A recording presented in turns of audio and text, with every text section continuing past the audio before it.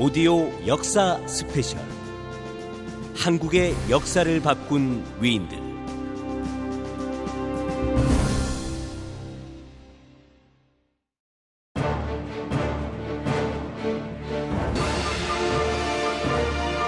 견훤 제1화 견훤의 어린 시절.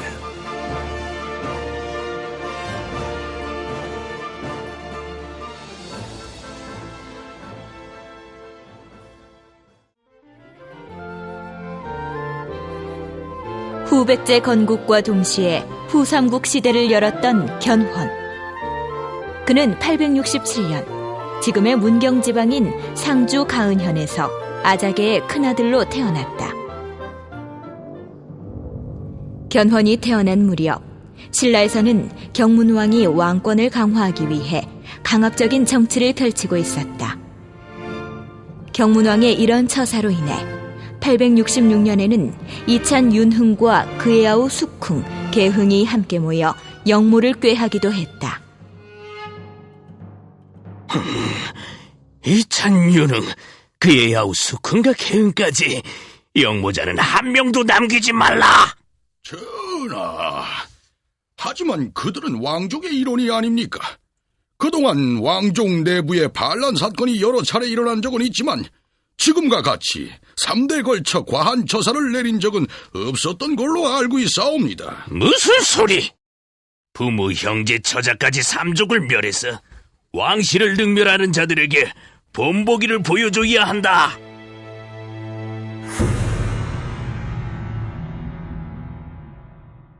니마 자네, 소식 들었나? 아니, 무슨 소식 말인가? 황룡사에 있는 대탑이 벼락을 맞아서 그만 무너져버리고 말았다네. 이거 참 큰일이구만. 그것보다 더 큰일은 뭔 줄 아나? 아니, 글쎄 경문왕이 황룡사 대탑 개축 명령을 내렸다고 하네. 아니 그게 또 무슨 말이야? 선덕여왕 계실 때도 황룡사 탑을 세우느라 수많은 백성들이 동원되어 결국 우리들만 힘들어지지 않았는가? 전하, 황룡사 개축으로 인해 민심이 흉흉하옵니다. 황룡사 대탑 개축은 나라의 기강을 바로잡고 백성을 부처의 세계로 이끌려는 대사업이다. 반드시 해야 할 나라의 대사업. 아뢰옵게 황송하오나 지금 많은 이들이 겨울 가뭄으로 고통을 받고 있고 나라 안에는 전염병까지 퍼지고 있어 죽음을 면치 못하는 이들이 많사옵니다. 백성들의 고통은 생각하지도 않는 황룡사 대탑 공사는 중지하라! 황룡사 대탑 개축은 우리를 더 힘들게 만들 뿐이다. 당장 중지하라! 백성들의 반발은 날이 갈수록 커졌지만 경문왕은 백성들의 말을 귀담아 듣는 법이 없었다. 오히려 황룡사 개축을 하면서 낡은 월상수까지 함께 고치라는 명을 내려 백성들의 원성을 사기도 했다.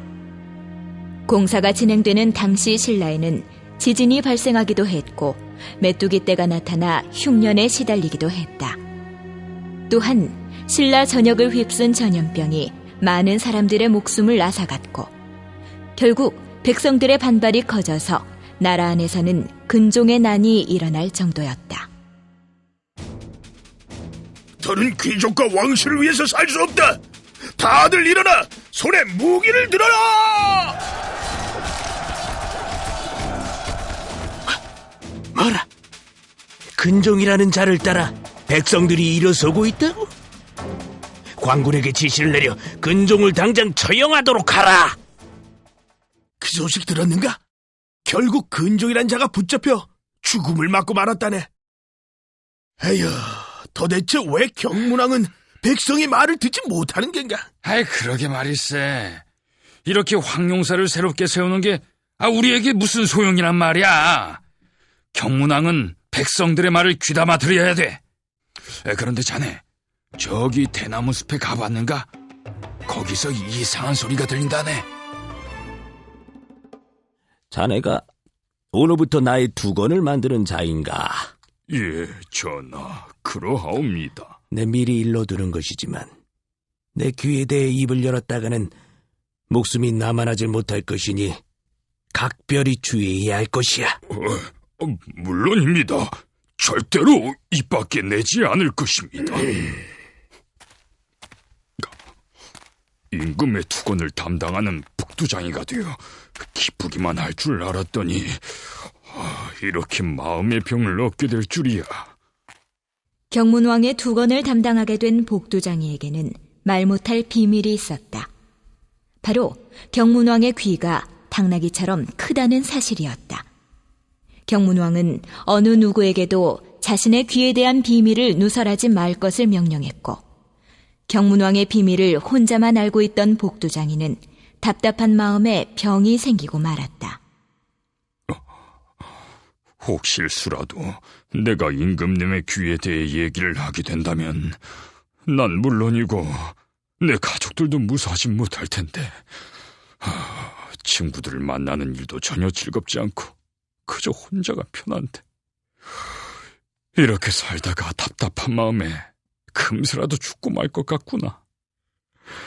내 속에 있는 소리를 한 번이라도 밖으로 내뱉는다면 당장 죽어도 여한이 없을 텐데 말이야. 결국 복두장이는 답답함을 견디지 못하고 도성 밖에 있는 대나무 숲에 가서 아무도 몰래 그 비밀에 대해 이야기를 하고 돌아왔다. 하지만 그날 이후부터 바람만 부는 날이면 대나무가 흔들리면서 이상한 소리가 들려왔다. 임금님 귀는 당나귀 귀다! 임금님 귀는 당나귀 귀다! 아니, 이게 무슨 소리야? 당장 도림사 뒤에 있는 대나무 숲을 없애고 그 자리에 산수유나무를 심도록 하라! 이 유명한 일화는 경문왕이 큰 귀를 가졌음에도 불구하고 백성들의 소리에는 귀 기울이지 않는다고 해서 비꼬아서 지어낸 이야기라는 설도 있다. 견훤이 아자개의 아들로 태어난 것도 나라한 사정이 좋지 않았던 이 무렵이었다. 견훤은 그의 어린 시절을 둘러싼 재미있는 일화가 한 가지 전해오고 있다.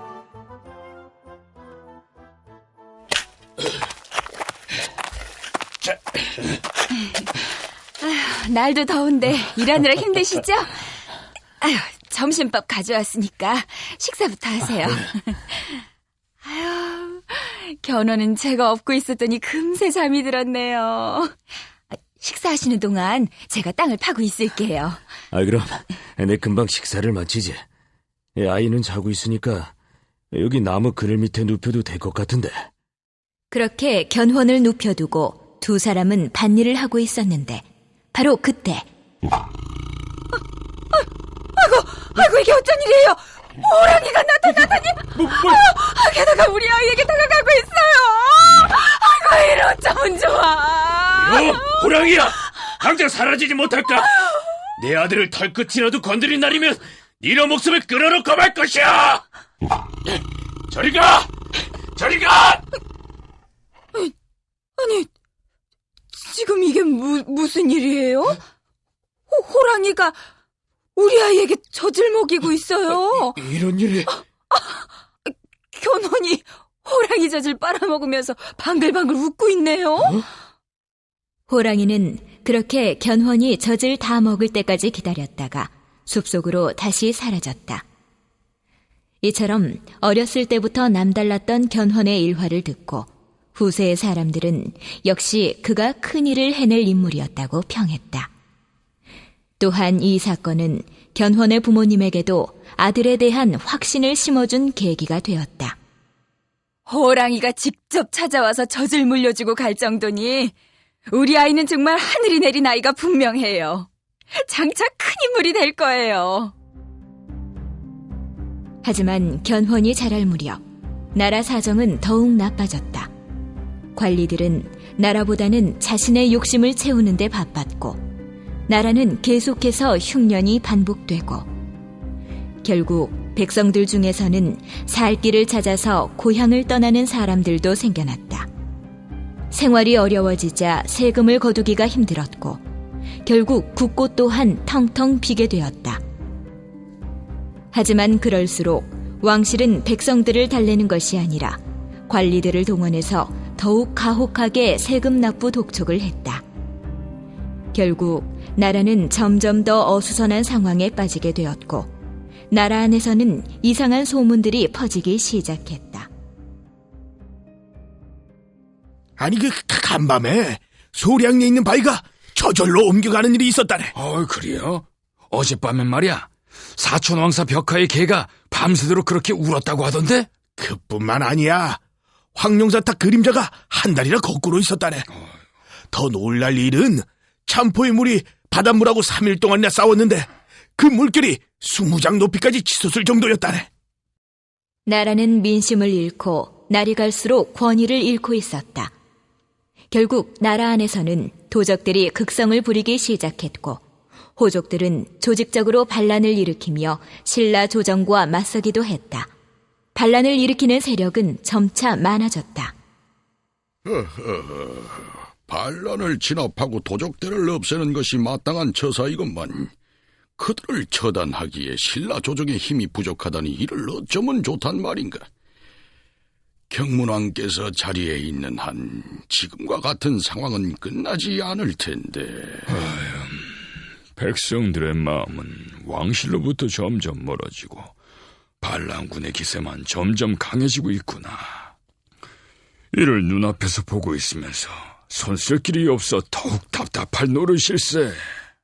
경문왕이 왕좌를 지키는 동안 나라는 더욱 위태로워졌고 결국 경문왕의 뒤를 이어 정강왕이 자리에 오르게 된다. 하지만 정강왕은 1년도 채우지 못하고 죽음을 맞게 되고 그 자리에는 진성여왕이 등극하게 된다. 견훤이 21살 어린 나이에 군대에 들어간 것도 바로 이 무렵이었다.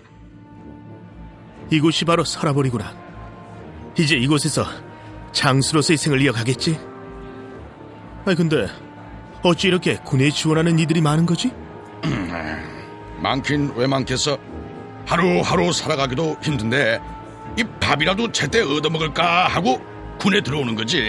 그럼 죽어라 농사를 지어봤자 뭘 하겠어. 입에 거미줄이나 치는데 차라리 군대에 들어가서 배불리 먹고 지내는 편이 훨씬 낫지 뭐. 나라가 이토록 어려우시다니. 저길 좀 한번 보라고. 서라벌 귀족들이 보이는가? 이제 금이며 은이며 저 호화스러운 것 좀 보게나. 참나. 아니, 백성들은 조나콩을 섞은 보리밥도 시큼 먹지 못하는 상황인데 귀족들은 말 안장이마저도 금은으로 장식을 하다니. 가마에도 온통 치장을 하니 호화스럽게 짝이었구나. 자자, 부대에 새롭게 들어온 것을 환영한다. 오늘부터 간단한 훈련을 거친 자들은 서남해로 함께 출발한다. 서남의 말씀이십니까? 그렇다. 서남 해안에는 당나라의 적들이 시도 때도 없이 나타나서 사람들을 괴롭히고 있다. 백성들의 재물을 빼앗고 젊은 사람들은 잡아다가 노예로 팔기까지 하지. 우리 부대는 나쁜 해적놈들을 한 명도 살려두지 않을 것이다. 군인이 된 견훤은 3년이라는 시간 동안 해적들을 소탕하면서 큰 공을 세우게 된다. 견훤을 따르는 무리들은 점차 늘어났지만 그럴수록 믿음을 잃은 대장은 부대에서의 입지가 점점 줄어들고 있었다.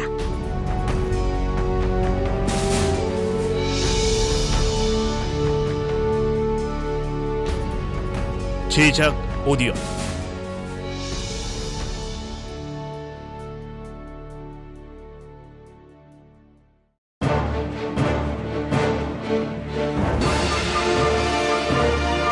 견훤 제2화 새나라를 건국한 견훤.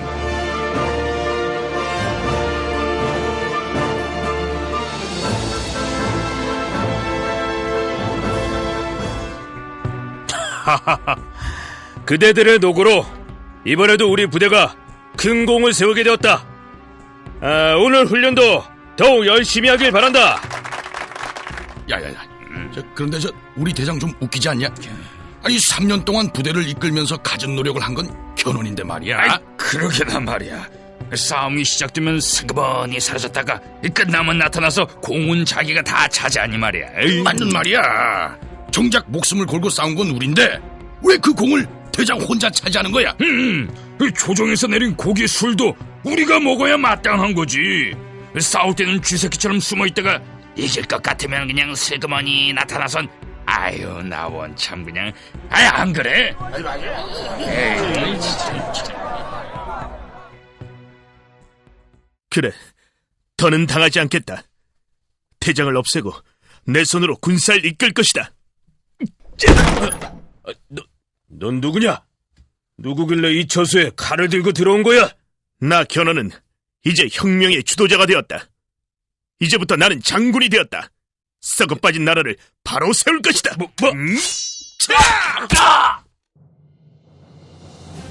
나는 이제 큰 뜻을 품고 이곳을 떠난다. 군사들이여, 나를 따르고 싶은 자는 따르고 나를 버리고 싶은 자는 따르지 않아도 된다. 나는 그대들의 판단을 막지 않을 것이다. 당시 견훤이 이끈 군사는 30명밖에 되지 않았다. 하지만 견훤은 가까운 지역을 돌며 신라 조정에 불만을 품고 있는 젊은이들을 자신의 군사로 끌어들이는 데 성공하게 된다. 우리야말로 신라의 군대다. 이제부터 우리는 백성의 피로 배를 채우는 관리들을 없애고 백성들이 편하게 사는 나라를 이룩할 것이다. 우리 부대가 명심해야 할 것은 우리는 절대 조정에서 말하는 도적대가 아니다. 우리는 백성을 괴롭히는 관리를 벌주기 위해 일어났다. 그동안 재물을 탐하고 백성을 괴롭힌 관리도 죄를 뉘우치고 항복하면 살려줄 것이다. 그러나 잘못을 뉘우치지 않는 자는 모두 내가 용서치 않을 것이다.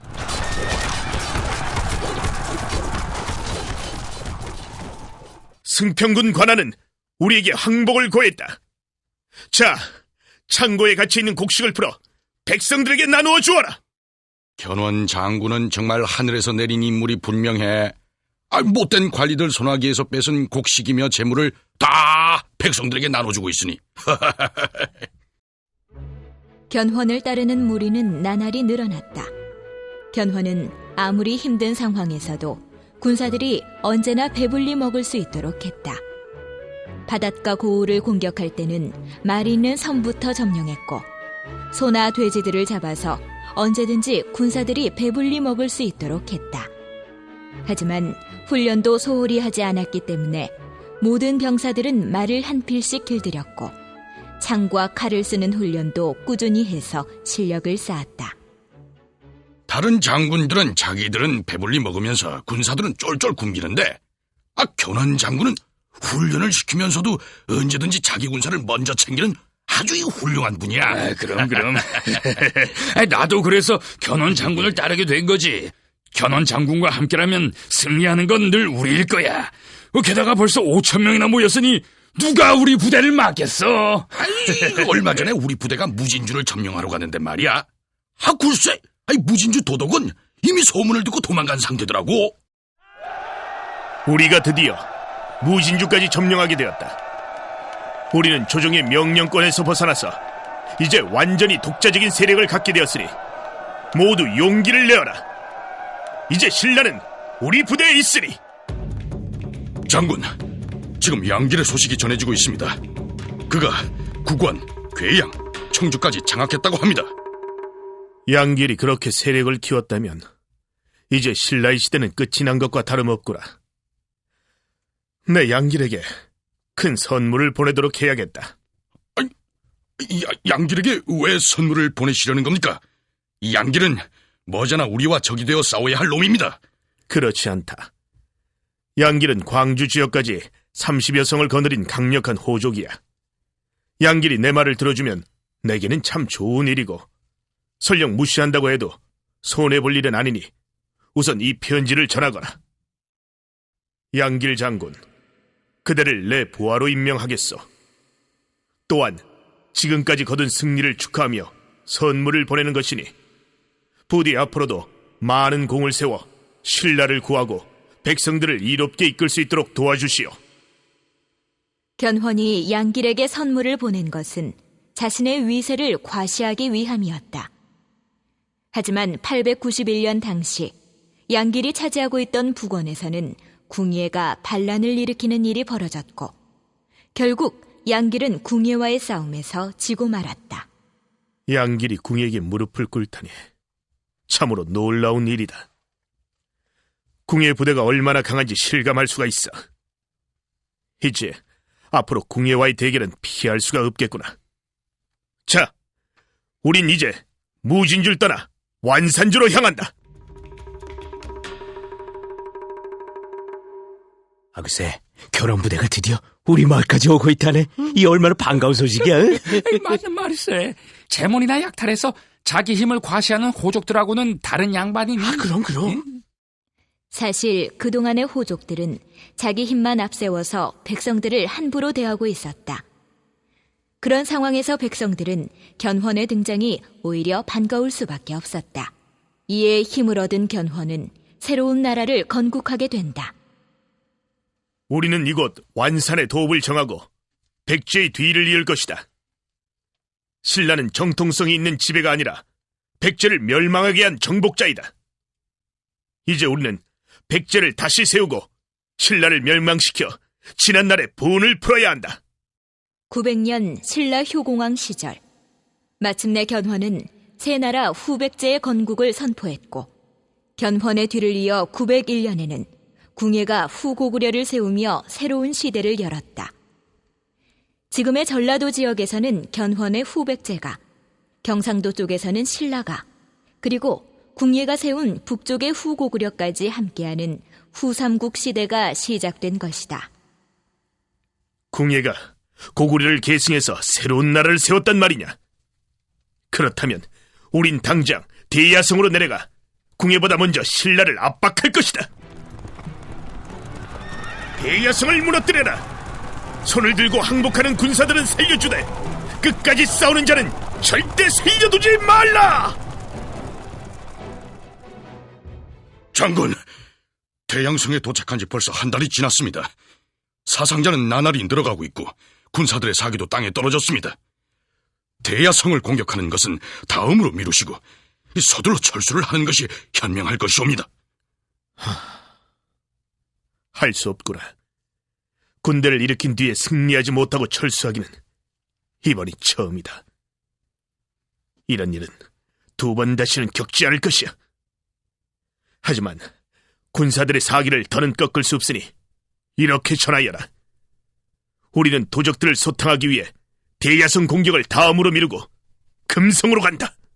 당시 나주 지역은 견훤이 전라도에서 유일하게 점령하지 못한 땅이었다. 견훤은 나주를 차지하기 위해 여러 번 군사들을 동원했지만 나주의 독특한 지형 때문에 번번이 실패하고 말았던 것이다. 하지만 견훤의 노력에도 불구하고 나주 땅을 먼저 차지한 사람은 바로 궁예였다. 궁예가 나주를 차지한 데에는 왕건이라는 강력한 군사 조직이 있기 때문이었다. 해군 대장군 왕건은 나주를 장악하여 견훤의 세력을 막도록 하라. 견훤 장군, 궁예가 나주를 손에 넣었다고 하는데 우리 부대도 가만히 있을 수는 없는 노릇 아닙니까? 물론 그렇지. 하지만 먼저 백성들의 마음을 잡아야 한다. 내가 처음 나라를 세웠을 때만 해도 내 존재에 기뻐했던 자들이 바로 백성이다. 관리들에게 더는 당하지 않고 살 수 있는 믿음 때문이었어. 하지만 전쟁이 계속되면서 수많은 남자들이 죽음을 맞았고 전쟁 물자를 조달하느라 백성들의 등골이 휘고 있다. 이를 알면서도 내 어찌 모른 척 할 수 있단 말인가. 지금부터 나는 백성들이 마음 편히 살 수 있도록 강력한 조치들을 내릴 것이다. 농사꾼은 농사를 짓고 어부는 고기를 잡도록 하라. 병사들은 꼭 필요한 인원만 남기고 모두 고향으로 가서 생업에 종사토록 하라. 백성의 생활이 안정될 때까지 전쟁은 없다. 이 전쟁을 멈춘다는 소식 들었는가? 역시 우리를 버리지 않고 백성들을 먼저 챙기시는 거야. 게다가 이 세금도 줄이고 가난한 집에는 곡식까지 나눠주라고 명하셨다네. 어디 그뿐인가? 자신의 밥상에 반찬 가짓수도 줄이고 밥도 콩보리를 섞어 드실 거라 했다네. 왕이 그러하니 궁중에서도 사치가 줄어들고 혹시라도 여전히 사치를 부리는 대신들은 처벌을 받게 된다고 하니 아이, 얼마나 현명한 처사란 말인가. 나라가 점점 안정돼 가고 있구나. 이제부터 뛰어난 서생들을 백제로 불러 동서고금의 역사적 사실이나 성현의 말씀을 많이 읽도록 할 것이다. 나는 글을 읽을 줄 모르지만 뛰어난 스승들이 읽어준다면 견문을 얼마든지 넓힐 수 있을 테니까 말이야. 하는 일 없이 치기나 붙들고 앉아 곡식이나 축내는 것이 바로 그들 아닙니까? 뭐하러 그런 놈들을 가까이 하십니까? 우리들도 교육을 받아 견문을 넓혀야 한다. 그리고 이제부터는 짐승을 잡아 건포를 만들고 엿과 미숫가루를 만들어서 창고에 쌓아두도록 하라. 이제 곧 궁예와의 전쟁이 시작될 것이니 지금부터 대비해 두어야만 한다. 견훤은 언젠가는 궁예와의 전쟁을 치르게 될 거란 걸 예감하고 있었다. 때문에 전쟁을 위한 준비 역시 차질 없이 진행하고 있었던 것이다. 하지만 견훤이 이끈 후백제는 금성 일대를 결국 왕건에게 빼앗기고 말았고, 금성을 차지한 왕건은 금성을 나주로 고쳐서 부르도록 했다.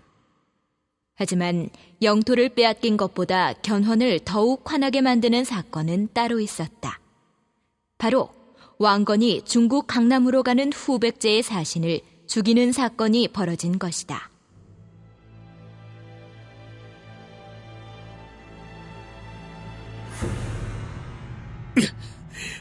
이놈 왕건, 후백제의 사신을 죽이다니 절대 용서하지 않을 것이다.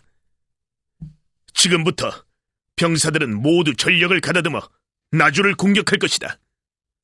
나주는 왕건을 비롯해 그 먼 등의 장수들이 무려 2,500명의 보병과 기병으로 지키고 있다. 하지만 철저한 계획을 세운다면 나주 공격의 성공은 보장되어 있는 셈이야. 하지만 궁예 역시 견훤이 전쟁을 준비하고 있을 거란 걸 알고 있었다. 이미 오래전부터 견훤이 건포와 엿, 미숫가루 같은 것들을 준비하고 있다는 소식을 들었던 것이다. 소식을 전해 들은 왕건은 견훤의 공격에 대비하기 위해서 무려 1,000명의 군사를 더 파견해 자신을 돕도록 명을 내린 상태였다.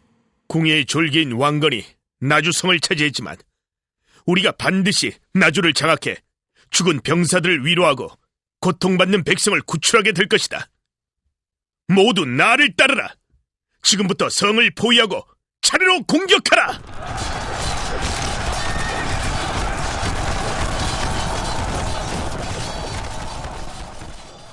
공격을 시작한 지 벌써 열흘이 흘렀건만 역시 듣던 대로 강한 부대로군.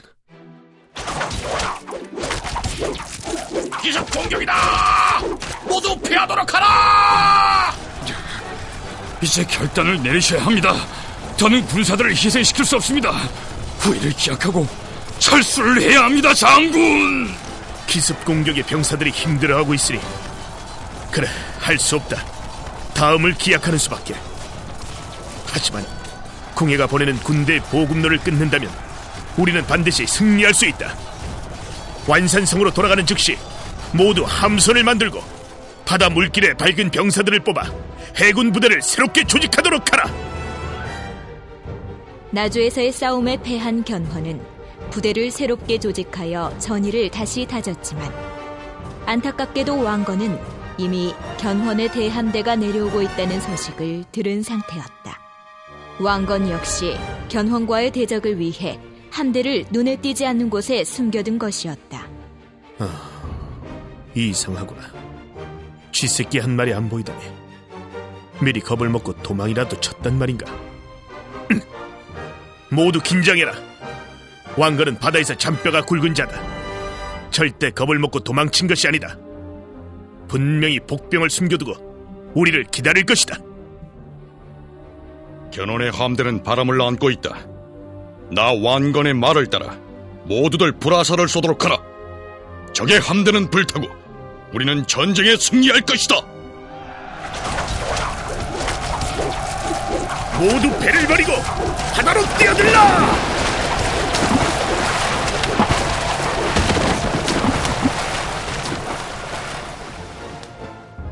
하늘이 나를 돕지 않는 것인가? 나주에 이어 덕진포에서도 이토록 참담한 패배를 맞게 되다니. 옛날 문무왕이 김유신의 도움을 받아 사만을 통일시켰던 것처럼 궁예는 김유신 못지않은 용맹스러운 부하를 두었구나. 왕건이 지키고 있는 한 궁예를 무너뜨리는 일은 쉽지 않겠어. 하지만 905년 후 고구려가 철원으로 수도를 환도할 때 궁예는 광폭하게 변해갔다. 자신의 뜻에 반대하는 신하는 모조리 죽이려 들고 나중에는 왕비와 두 아들까지 죽일 정도였다. 그 무렵 918년에는 왕창근의 거울 사건이 터졌다. 제가 얼마 전 한 노인에게서 거울을 샀는데 이곳에 묘한 글씨가 써져 있어 왕건 장군께 들고 왔나이다. 축이 멸하리니 융성할 유를 기다리라. 이게 무슨 뜻인지 모두들 알아내도록 하라. 하하, 이거 참. 유는 정유년 닭띠생이 왕건을 칭하는 것이고 축은 정중년 소띠생인 궁예를 뜻하는 것인데, 이 거울에 새겨진 내용을 그대로 전했다가는 이 왕건 장군이 위험합니다. 위험한 정도가 아니라 죽음을 면할 수 없을 것이요. 이렇게 하도록 하지. 내가 왕건 장군과는 상관없는 내용으로 왕께 고하도록 하겠소. 이는 하늘의 뜻입니다. 왕이 지금처럼 광폭한 생활을 이어나간다면 거울의 내용을 일러드려 왕건 장군이 왕위를 이어받도록 해야 합니다. 왕건 장군, 지금의 왕 궁예는 수년 전부터 성품을 잃고 날이 갈수록 망상과 포악함이 극에 달하고 있사옵니다. 최근에는 인간의 탈을 쓰고서는 도저히 할 수 없는 행동들도 서슴없이 하고 있습니다. 왕위를 이어받을 왕자까지 모조리 죽여 없앴으니 이대로 있다가는 가까스로 세운 나라가 무너지고 말 것이옵니다. 부디 왕의 자리에 오르시어 천하 통일의 대업을 이루시옵소서. 고구려에서 왕건이 궁예를 내쫓고 왕의 자리에 올랐다 하옵니다. 그리고 나라 이름도 고구려가 아닌 고려로 정했다 하옵니다. 왕건이라. 물론 궁예에게 광기가 있다는 것은 익히 들어 알고 있었지만 궁예는 왕건을 시중 자리에까지 앉힌 사람이 아니던가. 그런 왕을 보필하지 못하고 은혜를 죽음으로 갚다니. 왕건 역시 괘씸하기 짝이 없는 인물이구나. 이렇게 왕건이 고려를 새롭게 세우게 되면서 본격적인 후삼국 시대에 접어들게 됐다.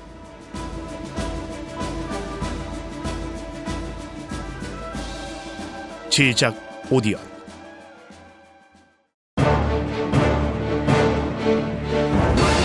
견훤 제3화 왕건과의 대립.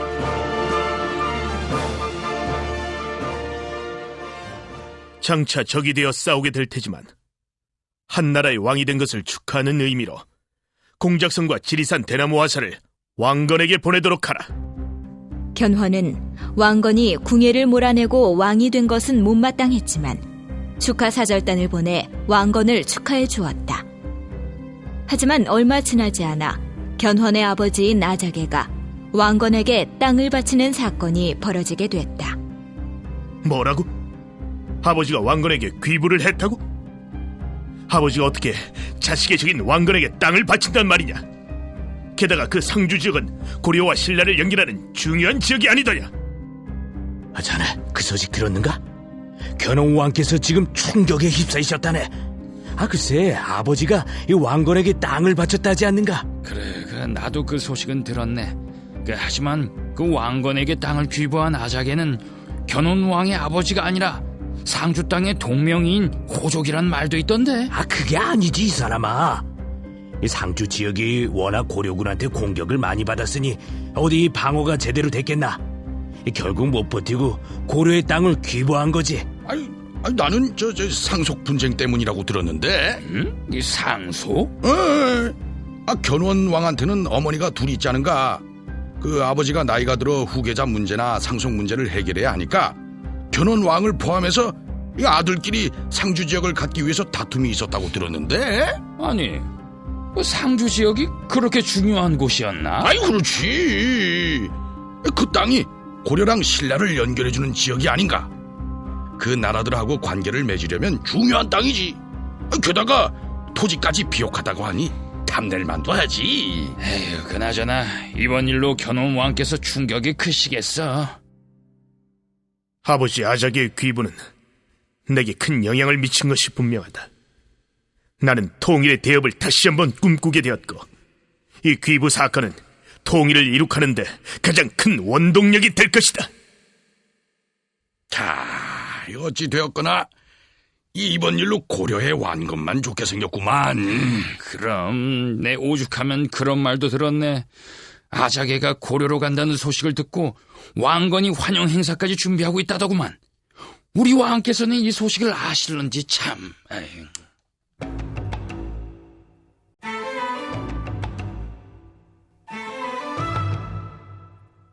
모두들 상주의 귀중한 땅을 고려에게 넘겨준 아자기를 맞을 준비를 하도록 하라. 이날 의례를 어긴 자가 있으면 지위 고하를 막론하고 귀양을 보낼 터이니 아자기를 맞이하는 데 있어 모두들 최선을 다해 준비하도록. 고려의 왕건이 아자개를 막기 위한 환영 행사를 벌였다고 합니다. 게다가 신라의 경명왕은 왕건과 적대 관계가 아닌 우호를 다졌다는 소식이 있습니다. 고려의 왕건이 신라와 우호 관계를 맺었다고? 네, 그러하옵니다. 신라의 경명왕이 왕건에게 사신을 보냈다고 합니다. 무장이면 무장답게 싸워서 이기거나 항복을 받아내는 게 마땅한 법. 고작 편지나 선물 따위로 사람을 꼬여 세력을 넓히다니. 내가 반드시 왕건에게 진정한 무장의 모습을 보여주고 말 것이다. 왕께서는 흔들리지 마시고 조심을 지키시어 통일에 대한 원대한 꿈을 꼭 이뤄주시길 바라옵나이다. 내가 후백제를 세운 것은 백성을 편하게 보살피기 위한 것이었다. 전쟁은 꼭 필요할 때만 치를 것이다. 고려와의 전쟁을 하기 전에 나라안 사정부터 살펴보아야겠다. 백성들의 고초를 모르고서 어떻게 한 나라의 왕이라 할 수 있겠느냐. 견훤은 백성들을 보살피는 것뿐만 아니라 외교에도 큰 힘을 기울이고 있었다. 중국의 오월굴과 북방의 거란에도 사신을 보내 꾸준히 친교를 이어온 것이다. 나 견훤은 지난날 서남해의 신라군 부장으로 있으면서 중국과의 외교와 교역에 대한 중요성을 깨달았다. 중국과의 외교는 고려에 대한 견제는 물론이며 신라의 고립을 위해서 꼭 필요한 일이다. 또한 우리 후백제의 국위 선양을 위해서도 중요한 일이다. 하지만 견훤은 언젠가는 왕건과 전쟁을 치르게 될 거라는 사실을 알고 전쟁 준비 또한 소홀히 하지 않았다. 큰 전쟁에 대비해 많은 물자들을 쌓아두고 무기 제작과 정비까지 철저하게 준비를 한 상태였다. 우리 후백제에게 녹슨 무기란 있을 수 없다. 당장 전쟁터로 달려나갈 것처럼 늘 무기를 관리하도록 하라. 그렇게 준비를 마친 견훤은 군사들을 이끌고 드디어 신라의 금성으로 향했다. 하지만 상대적으로 아무런 준비도 못했던 신라의 경명왕은 견훤이 오고 있다는 소식을 듣고 놀랄 수밖에 없었다. 뭐라? 견훤이 금성으로 쳐들어오고 있단 말이냐? 어서 군사를 일으켜서 견훤 부대를 물리치도록 하라. 이번 군사 부대를 이끄는 자에는 김효종 장군을 임명할 것이니 부디 승리의 소식을 들을 수 있도록 최선을 다해주길 바란다. 그리고 김율 자네는 고구려 왕건을 찾아가 지원군을 요청하도록.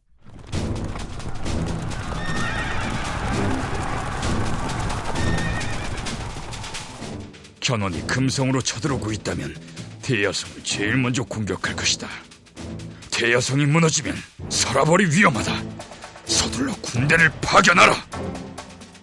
견훤의 기습 공격에 신라도 작전을 폈지만 견훤은 하루 만에 신라의 대야성을 정복하게 된다. 그리고 대야성을 지키던 신라의 무장 김효종은 그 자리에서 장렬하게 전사하면서 패배를 안게 되었다. 비록 적이었지만 김효종은 신라의 마지막 무장이다. 나라를 위해 장렬하게 죽은 김유중의 시신을 관에 넣어 신라로 보내도록 하라. 그리고 성 안에 피신해 있는 백성은 물론 군사들도 원하는 자들은 고향으로 돌려보내도록 하라. 드디어 우리 백제가 예전의 세력을 되찾고 있는 듯합니다. 대야성과 구사성까지 이제 우리의 손에 들어왔다. 이제 진내성으로 갈 것이다. 진내성까지 점령하게 된다면 신라의 목을 조르는 셈이 되니 남쪽 땅은 자연스럽게 우리의 손아귀로 들어오게 된다.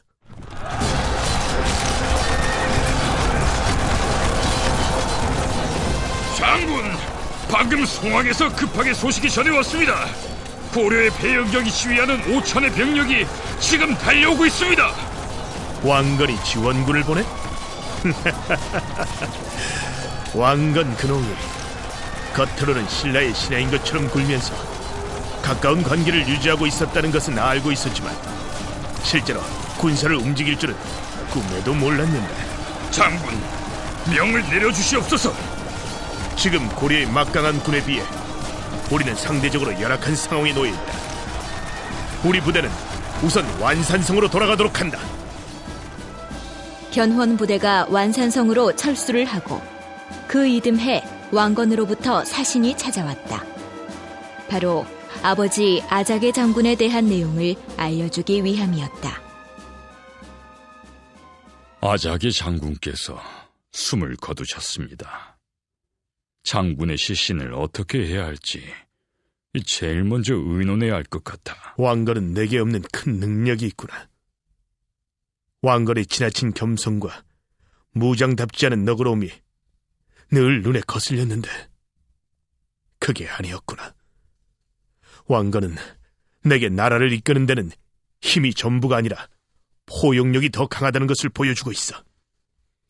왕건의 높은 덕이 고려를 크게 세우고 있던 게야. 견훤은 왕건에게 고맙다는 편지와 함께 아버지 아자게의 장례를 치러달라고 정중하게 부탁했다. 그리고 어느 정도 시간이 지난 후에 견훤은 일본과 화친을 맺기 위해 일본에 사신을 보내게 된다. 비록 일본은 바다 건너에 있는 나라지만 적극적인 화친을 맺는다면 신라를 견제할 수 있을 것이다. 하지만 일본은 후백제와의 화친을 원하지 않았고 결국 견훤은 신라를 고립시킬 수 있는 다른 방법을 찾기 시작했다. 견훤이 찾은 답은 조물성이었다. 조물성은 지금의 안동 부근 지역인데 당시에는 신라와 고려를 연결해주는 중요한 지점이었다. 때문에 견훤은 조물성을 차지해 신라와 고려의 연결고리를 끊으려 했던 것이다. 조물성과 이미 우리 손아귀에 있는 동쪽의 성을 연결하면 그 이남은 저절로 우리 땅이 되고 고려와 신라의 연결도 끊어진다. 하지만 이번 싸움에서도 견훤은 왕건이 보낸 지원병 때문에 결국 아쉽게도 패하고 말았다. 싸움이란 이길 때도 있고 질 때도 있는 법이다. 모두 휘둘리지 말고 자신의 마음을 더욱 다잡아야 할 때이다. 먼저 왕건에게는 전승을 축하한다는 편지를 보내도록 하라. 그렇게 고려와 후백제의 관계는 조금씩 개선되는 듯 싶었지만 그해 가을 고려가 후백제를 다시 공격하기 시작했다. 전하, 지금 고려의 장군 유금필이 수천 명의 군사를 이끌고 천안으로 내려오고 있다고 합니다. 고려의 부대가 내려오고 있다고? 일단 내 명령 없이는 그 어느 누구도 창을 들어서는 안 된다.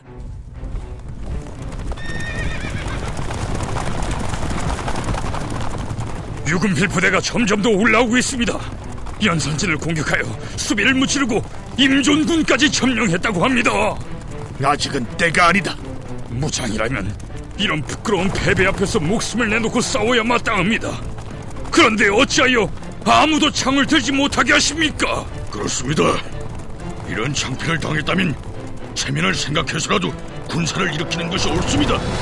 출전 명령을 내려주시옵소서. 싸움은 내가 이길 수 있는 장소에서 했을 때 백전백승을 노릴 수 있다. 싸움에서 창피나 감정 따위는 조금도 중요하지 않다. 공격할 기미를 보이지 않던 견훤은 10월이 다갈 무렵에서야 드디어 출전 명령을 내렸다. 당시 고려군은 천안에서 공격 중이었는데 견훤은 천안으로부터 500리쯤 떨어진 조물성을 향해서 기병 3,000명을 이끌고 출격했다.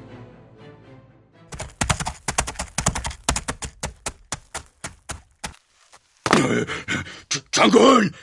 왕건이 지금 6,000기병을 거느리고 남진을 시작했다 하옵니다. 왕건이 조물성에 도착하려면 사흘 정도 걸릴 것이다.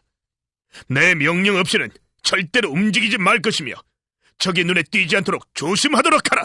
장군, 지금 왕건의 군사들이 조물성 근처 50리 지점에 장막을 치고 자리를 잡았다고 하옵니다. 바로 이때다. 지금 왕건의 군사들은 모두 지쳐있다. 배불리 먹고 나서 쉬고 있을 때 총공격을 퍼부어라.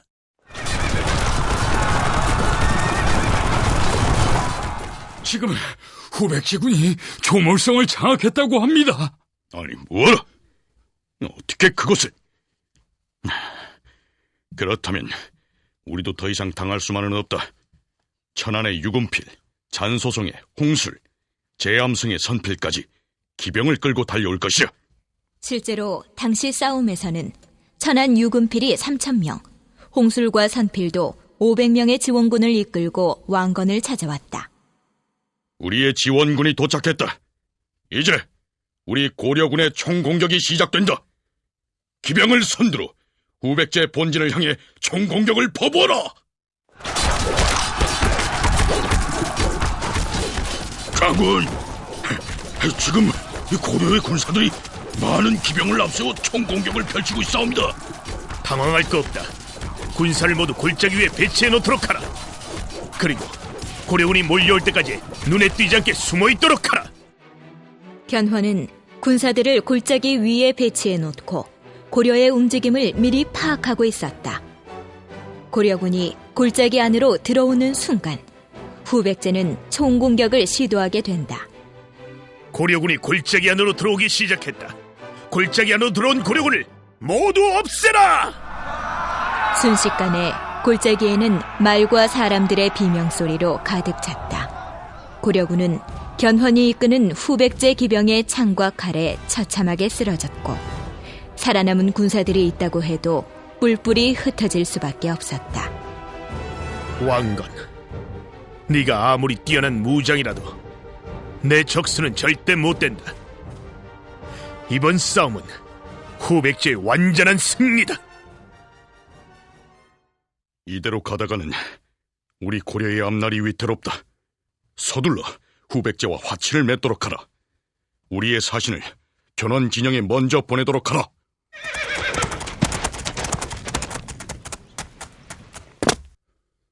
고려의 사신이옵니다. 유금필 장군이 빼앗은 천안의 두 성인 연산진과 임종군을 돌려주고 후백제와의 화평을 맺을 것을 청합니다. 비록 조물성을 빼앗지는 못했지만 천안의 두 성을 피 한 방울 흘리지 않고 되찾은 것이니 왕건의 화친제의를 받아들이도록 한다. 또한 추위가 닥치고 있으니 이쯤에서 물러나는 것이 우리에게도 좋을 것이다. 하지만 화평을 의미하는 다른 조건이 있어야 하지 않겠는가? 무엇인지요? 죽은 동생 능혜의 아들 진호와 왕건의 사촌아우 왕신을 서로 인질로 교환하는 것일세. 그러는 동안 백제와 고려는 서로 전쟁 없이 평화로운 시대를 맞을 수 있을 것이래. 하지만 그 평화는 오래가지 못했다. 고려에 인질로 보낸 견훤의 조카가 급사를 당하는 사건이 벌어지고 말았기 때문이다. 진호가 급사를 당했다고? 그렇다면 왕건의 사촌아우 왕신 역시 살려둘 수 없다. 견훤은 왕신을 죽이고 바로 진격할 준비를 서둘렀다. 왕건과 견훤. 그렇게 해서 고려와 후백제는 다시 치열한 싸움을 시작하게 됐다.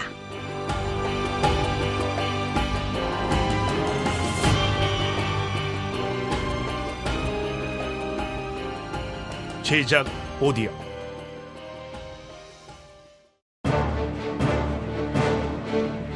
견훤 제4화 백제의 멸망과 견훤의 죽음.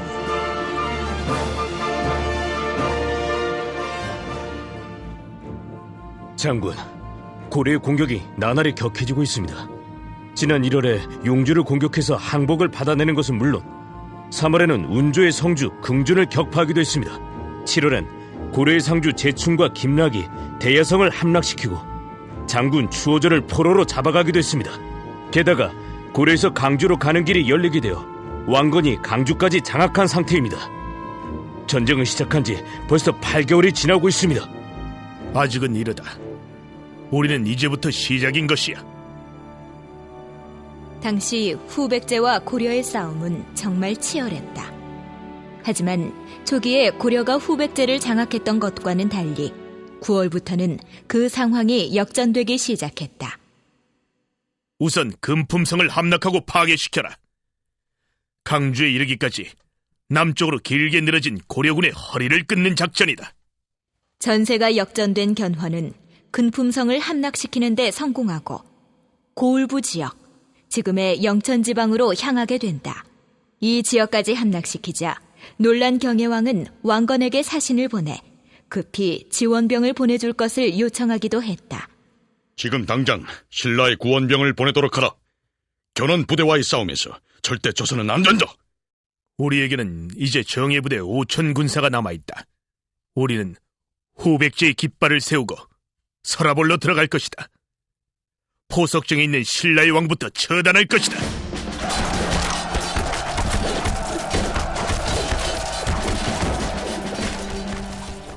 삼국사기와 고려사를 통해보면 견훤은 경혜왕을 협박, 자살하게 만들었다고 나와있다.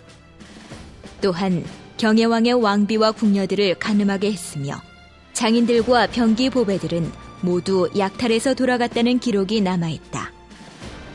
경혜왕의 외종제인 김부를 세왕으로 추대하고 신라 천년의 권위를 인정해 멸하지는 않겠다. 전하, 백제의 견훤왕이 신라를 장악하고 견순왕을 세왕으로 임명했다고 합니다. 뭐라? 우리 고려군은 지금 당장 신라로 향한다. 군사 5천 명의 병력을 총동원해서 공산으로 달려간다. 왕건의 부하인 신승겸은 서둘러 척후병을 보냈고 아무 이상이 없다는 보고를 받았다. 하지만 견훤은 군사들을 숨어있게 한 후 왕건 부대가 협곡으로 들어오기만을 기다리고 있었던 것이다. 장군, 지금 왕건의 기병 5천여 명이 협곡 안으로 들어오고 있습니다. 왕건 이놈, 내가 쳐놓은 그물에 네 스스로 들어오는구나. 우리 군은 기다리고 있다가 고려군이 끝부분이 좁은 이 계곡으로 들어오면 공격을 시작한다.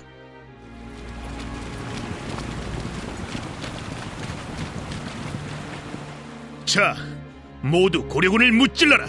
한 놈도 살려두지 말고 모조리 없애라. 명령을 받은 견훤의 군사들은 왕건의 군사를 모두 포위한 상태였다. 후백제군이 쏜 화살이 내를 이루었다고 해서 살레라는 지명이 남아있을 정도로 그날의 전투는 정말 치열했다고 전해진다. 왕건 역시 뒤로 물러설 길조차 없다는 걸 알고 몹시 당황한 상태였다. 서라볼에 있어야 할 후백제군이 어느 틈에 이곳에 와서 우리를 기다리고 있었던 걸까? 왕건, 이제 너는 드디어 나 견훤의 손에 죽겠구나. 이날만을 기다렸다. 하지만 왕건에게는 신승겸이라는 훌륭한 장군이 있었다. 전하, 제 옷을 입으시죠. 저들은 전하를 알아보지 못할 것입니다. 제가 전하의 옷을 입고 저들을 교란시킬 테니 그때 이곳을 빠져나가십시오. 내 오늘 그대의 지혜와 의를 잊지 못할 것이오.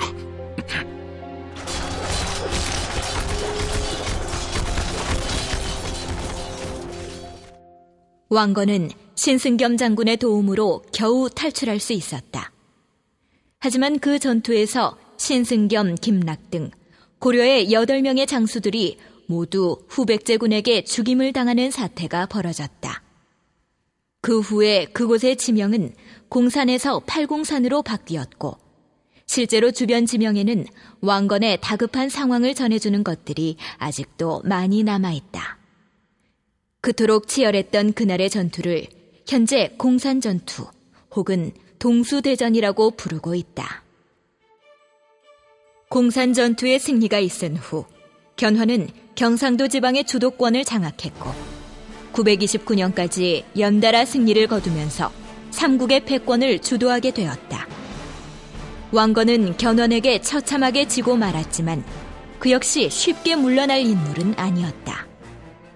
4년이 흐른 뒤 마침내 견훤은 지금의 안동 지방인 고창에서 왕건의 부대와 대격전을 벌이게 된다. 지난 패배가 있은 후 후백제군의 병력을 면밀히 파악해두었다. 이번에도 견훤은 공격하기 좋은 병산에서 진격할 것이다. 우리 고려군은 병산 근처에 이곳 산봉우리에 숨어있도록 한다. 장군, 지금 왕건이 이끄는 고려군이 급습해서옵니다. 뭐라고? 고려의 왕건 부대가? 어떻게 이곳에 숨어 있었던 거지? 모두 긴장할 필요 없다. 나를 따르면 우리 후백제군은 충분히 고려군을 물리칠 수 있을 것이다. 모두 고려군과 맞서라!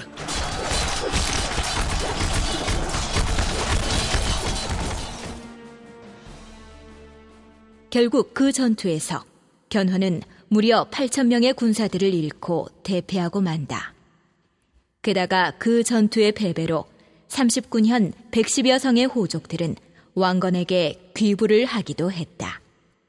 고려와 후백제의 싸움은 계속되었다. 견훤은 전투에서 패하고 나서 남은 군사들을 이끌고 순주성, 지금의 안동 풍산 지방을 공격했다. 하지만 그 공격에서도 성공을 거두지 못하고 견훤은 완산주로 돌아올 수밖에 없었다. 그 싸움의 패배로 이후에 견훤은 경상도 일대에서 세력을 잃고 말았다. 신라는 왕건을 서라볼로 초대할 정도로 가까운 사이를 유지해오고 있습니다. 하지만 그것보다 더 큰 문제는 이번 전투로 인해 많은 부하들이 후백제를 떠나 저희의 세력이 점점 더 약해지고만 있습니다. 언제나 내게 조언을 아끼지 않던 그들이 나를 떠나 고려를 택하였다. 정략가였던 종훈, 우리 왕족의 건강을 돌보던 의원 훈경, 장군 상달과 채필까지 모두 이젠 후백제인이 아닌 고려인이 되고 말았으니 이제 후백제의 운명에는 앞을 알 수 없는 어두운 그림자만 남아있단 말인가. 통일에 대한 자신감도 의지도 이젠 내게 남아있지 않는 것 같구나.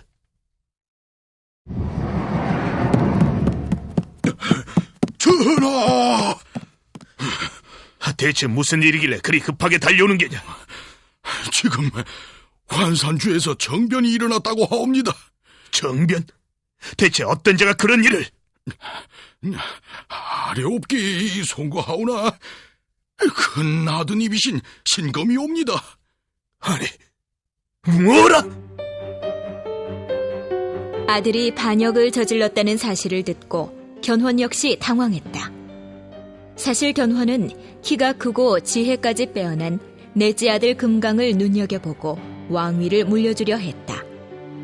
하지만 군무의 경험이 많은 신검은 금강에게 왕위를 물려준다는 말에 큰 반감을 가진 상태였다. 결국 신검은 사람들과 음모를 꾸며 군을 움직이게 된 것이었다. 참으로 부귀와 명성이 물거품 같구나. 내가 자식에게 배반을 당할 줄이야. 한시라도 이 목숨을 끊어 지옥을 씻어내고 싶구나. 결국 견훤의 뒤를 이어 신검이 왕위를 잇게 된다. 하지만 935년 6월 견훤은 신검의 눈에 띄지 않게 금산사를 탈출하게 된다. 나는 나주로 가서 고려로 망명할 것이다. 자식들에게 배반당한 이 몸을 이끌고 어찌 후백제 이 땅에 살아있을 수 있단 말인가. 지난날 나의 적이었다 할지라도 왕건의 곁에 있는 것이 더 나을 듯 하구나.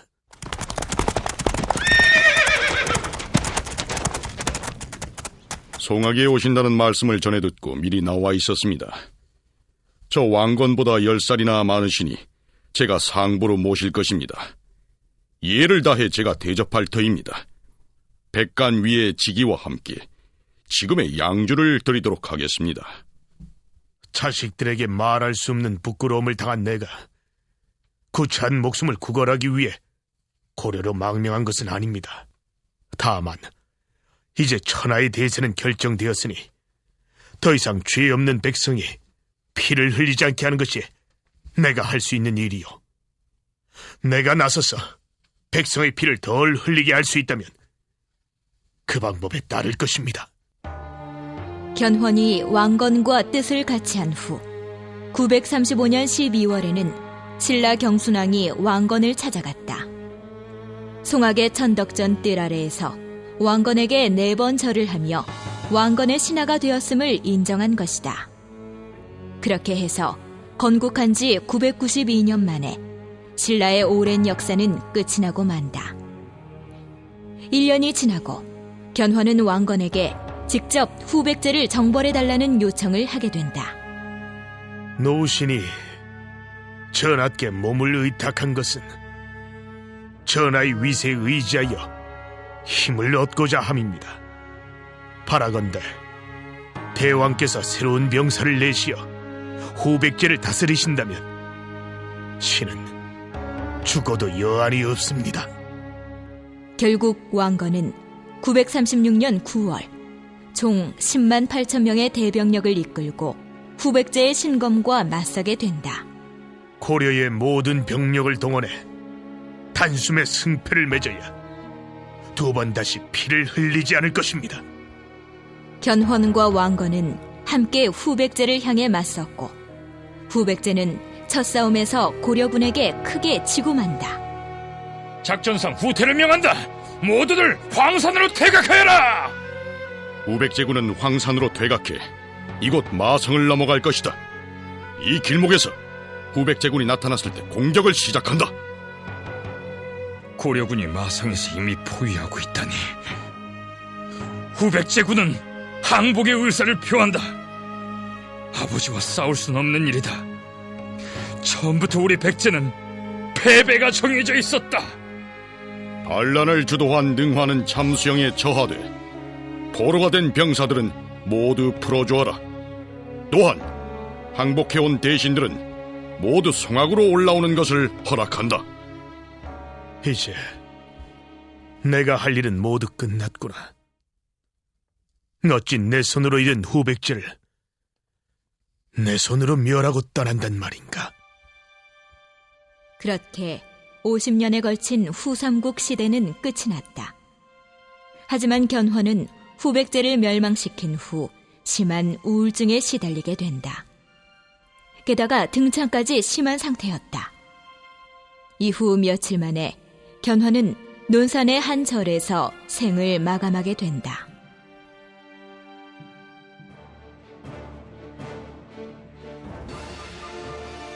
강원도 원성에는 아직 견훤성이 남아있다. 또한 상주 지역에도 같은 이름의 산성과 견훤의 영령을 모시는 사당이 있으며 영동 황간을 본으로 하는 황간견씨는 견훤을 시조로 삼으며 대를 이어오고 있다.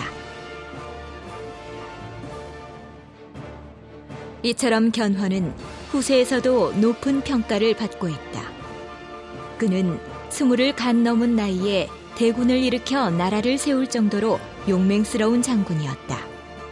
또한 자신이 열었던 후삼국 시대를 스스로 끝내면서 왕건에게 통일이라는 큰 업적을 이룰 수 있도록 이끌어준 영웅적인 면 또한 후세에 높이 평가받고 있다.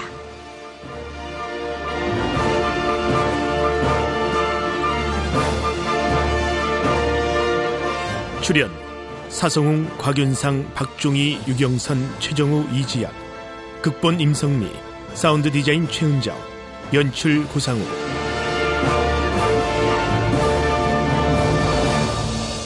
제작 오디언.